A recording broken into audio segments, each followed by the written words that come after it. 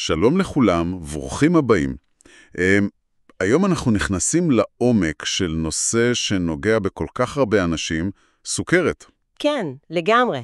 זאת לא סתם עוד מחלה, אומרים לנו שזו ההפרעה אנדוקרינית, של ההורמונים, הכי נפוצה שיש, והיא גם הולכת ומתפשטת. בקצב די מדאיג, נכון.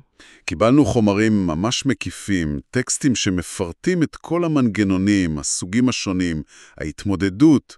אז המשימה שלנו היום היא לנסות ולהבין מה זה בעצם, מה קורה בגוף, איך מזהים את זה. ואיך חיים עם זה? בדיוק, מה המשמעות של זה לטווח הארוך. אוקיי, אז בבסיס שלה, סוכרת זה מצב כרוני. מצב שבו רמות הסוכר, הגלוקוז, בדם הן גבוהות, באופן קבוע מעל הנורמה. מה הנורמה בעצם? באופן תקין, נגיד אחרי צום של כמה שעות, הסוכר צריך להיות בין 70 ל-100 מיליגרם לדציליטם. בסוכרת כל הוויסות הזה פשוט משתבש. אז בוא נתחיל מהאיבר הזה שמבסט הלבלב. הוא קצת נחבא על הכלים מאחורי הקיבה, נכון? נכון. הלבלב הוא, אפשר לומר, שחקן כפול. הוא גם מפריש מאיצי עיכול למעי, אבל מה שחשוב לנו עכשיו זה התפקיד השני שלו. ההורמונים. בדיוק. הוא מייצר הורמונים שממש מבסטים את הסוכר בדם. זה קורה בתוך אזורים מיוחדים בלבלב, מין איים קטנים כאלה שנקראים A-לנגרהנס. ושם נמצאים שני כוכבים מרכזיים, האינסולין והגלוקגון. אפשר לחשוב עליהם כמו גז וברקס של מערכת הסוכר. זו אנלוגיה טובה. לא רעה בכלל. האינסולין שמיוצר בתאי בטא שם הוא הברקס. הוא מופרש כשהסוכר עולה, נגיד אחרי שאוכלים. אוקיי. הוא בעצם כמו מפתח כזה שפותח את הדלת של התאים בגוף, בעיקר תאי שריר ושומן, ומאפשר לגלוקוז להיכנס פנימה. ואז הוא משמש לאנרגיה? או לאנרגיה מיידית, או שהוא נאגר לשימוש אחר כך. וככה, בעצם זה שהוא מכניס את הסוכר לתאים, הוא מוריד את הרמה שלו בדם. הוא גם מעודד הגירה של שומן, של חלבון, הורמון של יש מספיק, בוא נאגור. והגלוקגון, שמיוצר בתאים אחרים שם, תאי אלפא, הוא הגז. בדיוק. גלוקגון עושה בדיוק ההפך. הוא מופרש כשרמת הסוכר בדם יורדת. למשל בין ארוחות, או כשעושים מאמץ גופני. הוא מאותת לכבד שחרר גלוקוז מהמאגרים שלו, וגם לגרום לו לייצר גלוקוז חדש ממקורות אחרים. ככה הוא מעלה את רמת הסוכר בדם, מבטיח שיש אנרגיה זמינה כשהגוף צריך. הוא הורמון של חסר, בוא נשתמש במאגרים. הבנתי. אז האיזון העדין הזה בין הברקס של האינסולין לגז של הגלוקגון הוא מה שמשתבש בסוכרת. איך זה קורה? הזכרנו שיש סוגים. נכון. בגדול, החלוקה העיקרית היא בין סוכרת סוג 1 לסוכרת סוג 2. אוקיי. סוכרת סוג 1, פעם קראו לה סוכרת נעורים, היא מהווה אחוז די קטן, אולי 10% מהמקרים. פה הבעיה היא שהלבלב פשוט מפסיק לייצר אינסולין, או שמייצר ממש קצת. למה? זה קורה כי תאי הבטא, אלה שמייצרים את האינסולין, נהרסים. ההסבר המקובל הוא שזה תהליך אוטואימוני. שהגוף תוקף את עצמו. בדיוק. מערכת החיסון תוקפת את התאים האלה בטעות. כנראה יש שילוב של נטייה גנטית וזה טריגר סביבתי, אולי וירוס. זה קורה לרוב בגיל צעיר, אבל לא רק. ובלי אינסולין מבחוץ, הגוף פשוט לא יכול להכניס סוכר לתאים. וסוכרת סוג 2, שהיא הרבה יותר נפוצה. שם הלבלב כן מייצר אינסולין, לפחות בהתחלה. נכון מאוד. בסוג 2, הבעיה המרכזית היא מה שנקרא תנגודת לאינסולין. זאת אומרת, הלבלב מייצר אינסולין, לפעמים אפילו יותר מהרגיל, אבל התאים בגוף, שריר, שומן, כבד, לא מגיבים אליו כמו שצריך. המפתח קיים, אבל המנול חלוד, מה שנקרא. יפה, בדיוק. המפתח שם, אבל הוא לא מצליח לסובב את המנוע בקלות. ועם הזמן, יכול להיות שהלבלב יתחיל להתעייף, ואז גם הייצור ירד. ומה גורם לזה? גנטיקה משחקת תפקיד מאוד חזק בסוג 2, אבל מה שמצית את זה, הטריגרים הגדולים הם אורח חיים. בעיקר השמנת יתר, במיוחד השמנה בטנית, וחוסר פעילות גופנית. פעם קראו לזה סוכרת מבוגרים, אבל לצערנו אנחנו רואים את זה היום יותר ויותר גם בצעירים. אפילו בני נוער. ויש גם מצבים אחרים, הזכרתם מקודם סוכרת הריונית. כן, בקצרה ממש. סוכרת הריונית זה משהו שמתפתח בהיריון בגלל הורמונים מהשלייה שגורמים להתנגדות לאינסולין. זה בדרך כלל חולף אחר הלידה, אבל זה סיכון גם לאם וגם לעובר בזמן ההיריון, וזה מעלה מאוד את הסיכון של האם לפתח סוג 2 בעתיד.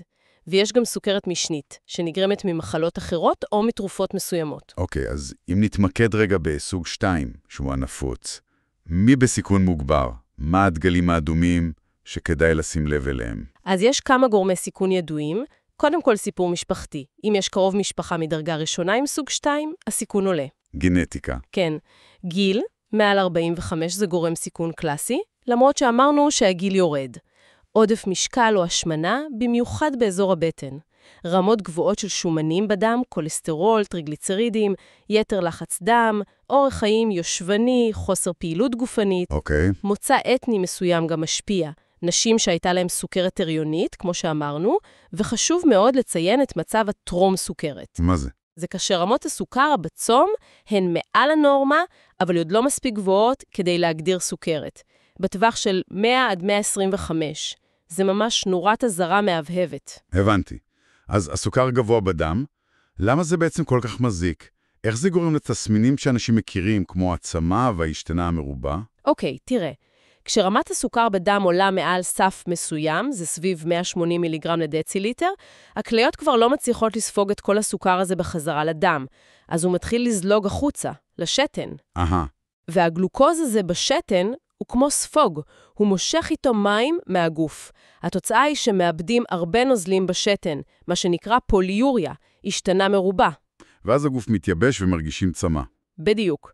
זה גורם לאיבוד נוזלים, להתייבשות, והגוף מאותת על זה דרך צמא מוגבר, פולידיפסיה.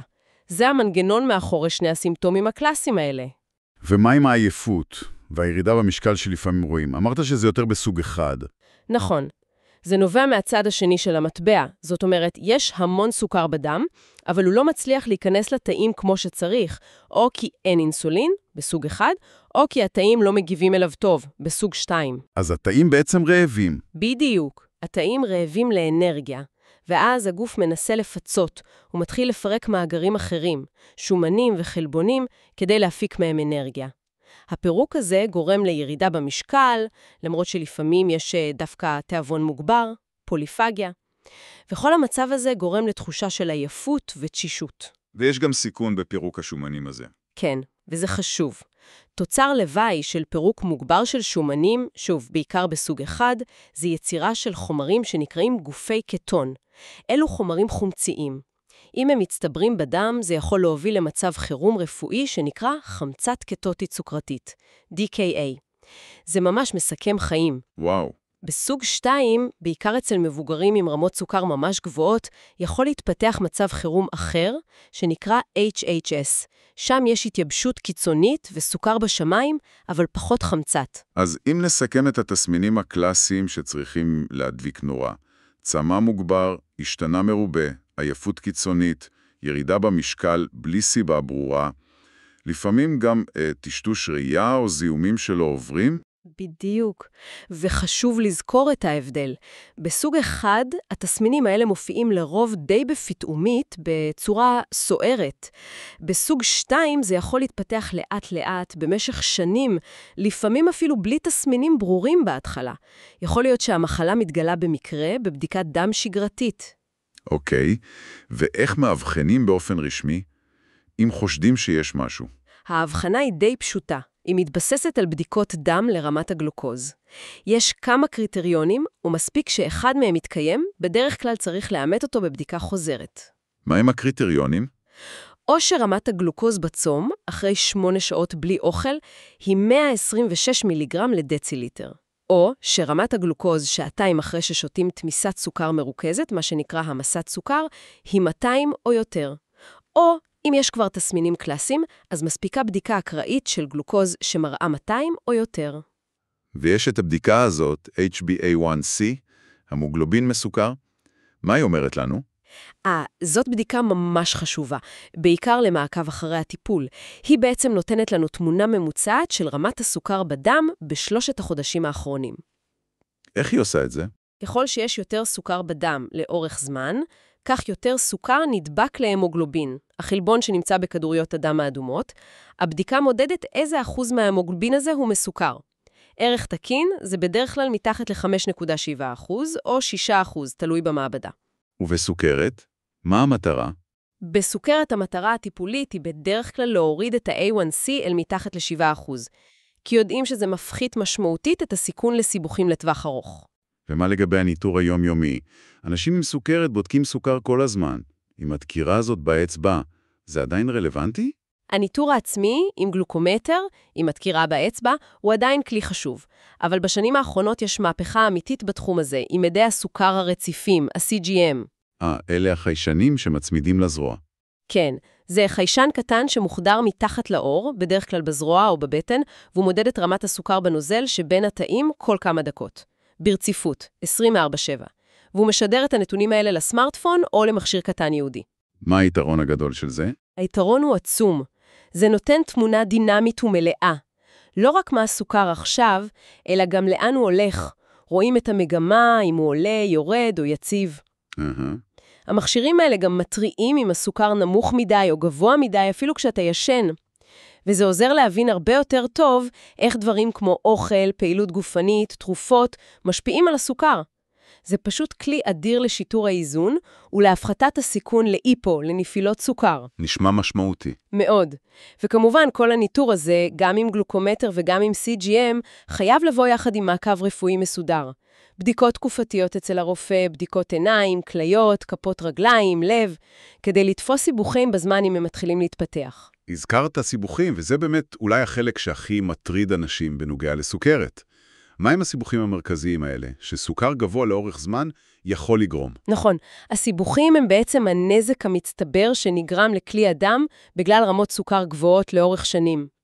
עודף הסוכר הזה פשוט פוגע בדפנות של כלי הדם. גורם להם להיות יותר קשיחים, יותר צרים, לפעמים גם דולפים. אוקיי. אפשר לחלק את הסיבוכים האלה לשתי קבוצות עיקריות. אלה שפוגעים בכלי הדם הקטנים, מה שנקרא מיקרו-וסקולריים, ואלה שפוגעים בכלי הדם הגדולים, מקרו-וסקולריים. בוא נתחיל מהקטנים. מה נפגע שם? הפגיעה בכלי הדם הקטנים אחראית בעיקר לשלושה סוגי סיבוכים מרכזיים. אחד, פגיעה בעיניים, ברשתית, רטינופתיה סוכרתית. זה יכול להוביל לירידה בראייה ואפילו לעיוורון. סוכרת היא סיבה מובילה לעיוורון בעולם המערבי. וואו.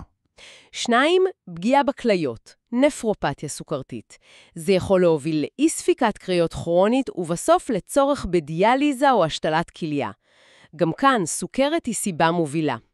3, פגיעה בעצבים, נוירופתיה. מה זה אומר? זה בדרך כלל מתחיל בכפות הידיים והרגליים. זה יכול לגרום לאובדן תחושה, לתחושת נימול, עקצוץ, שריפה או לכאבים חזקים. ומה לגבי כלי הדם הגדולים? הפגיעה בהם מאיצה מאוד תהליך שנקרא טרשת עורקים.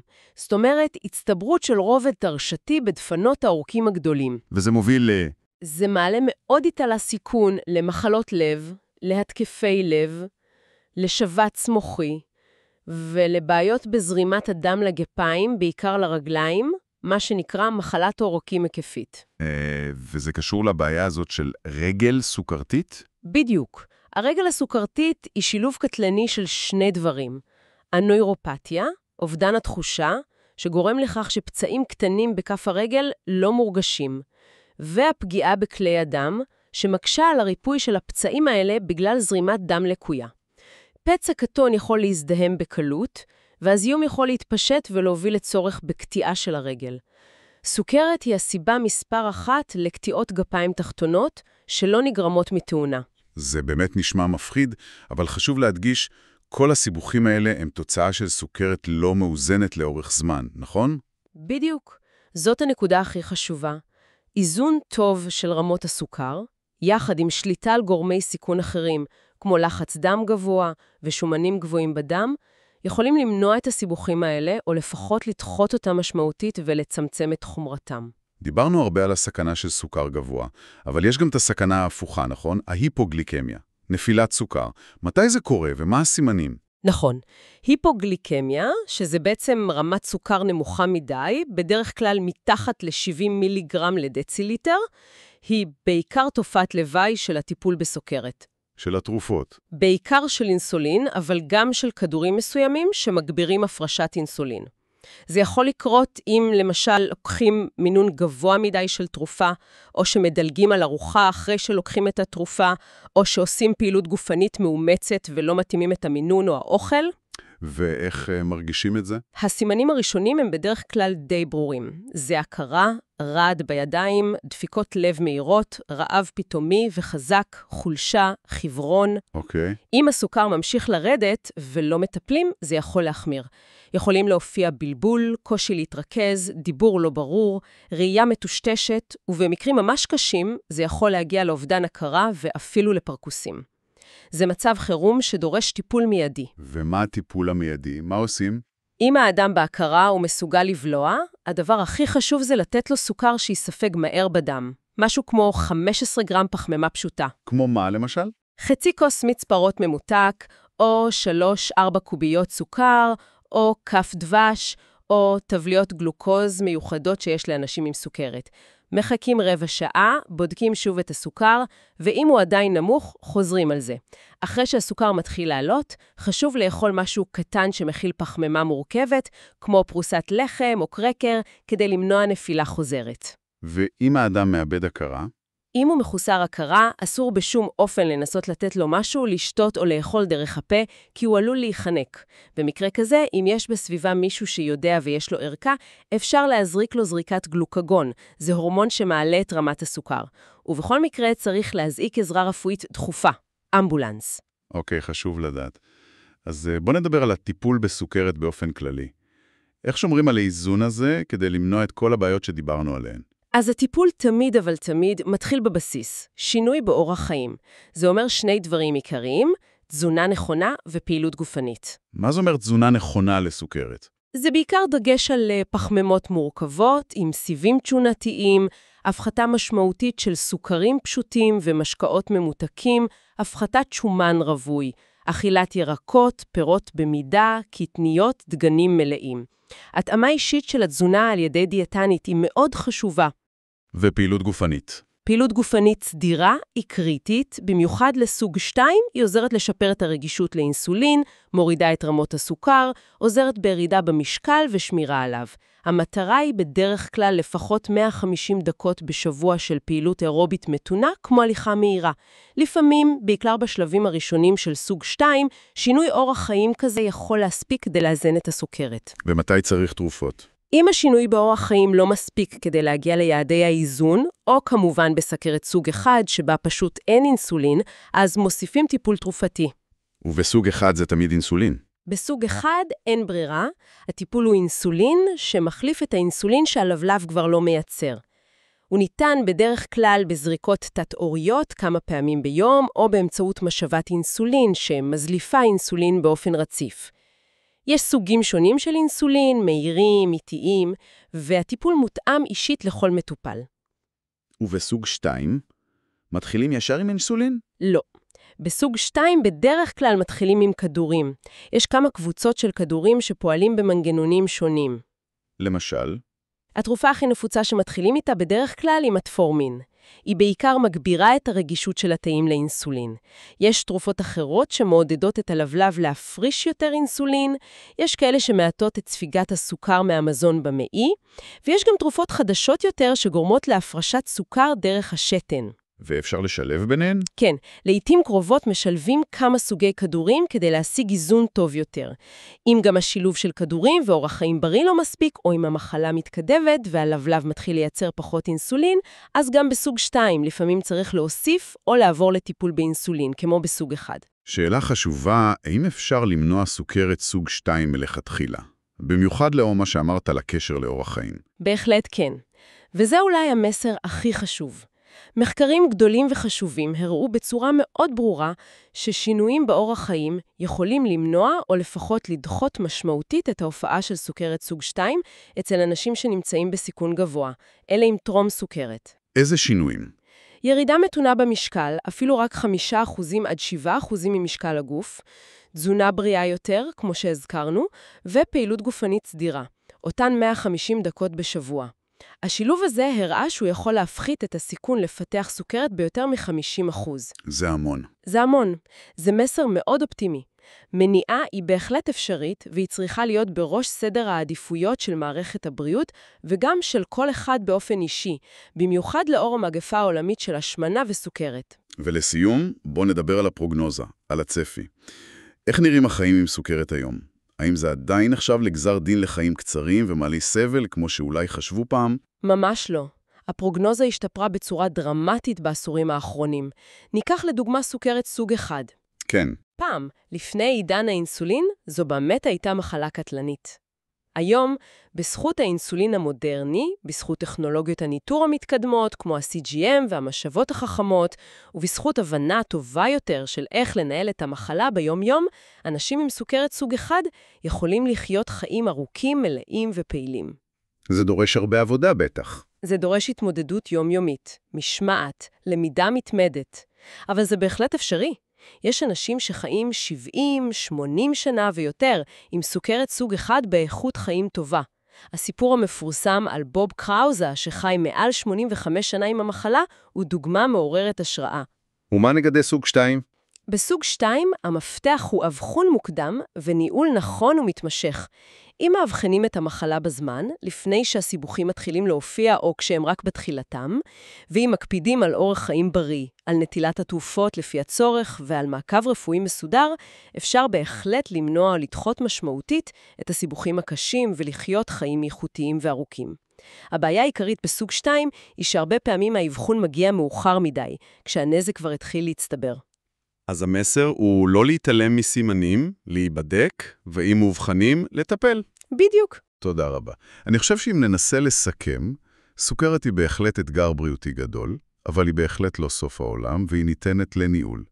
הבנו את ההבדלים החשובים בין סוג 1, שבו חסר אינסולין, לסוג 2, שבו הבעיה היא בעיקר תנגודת לאינסולין.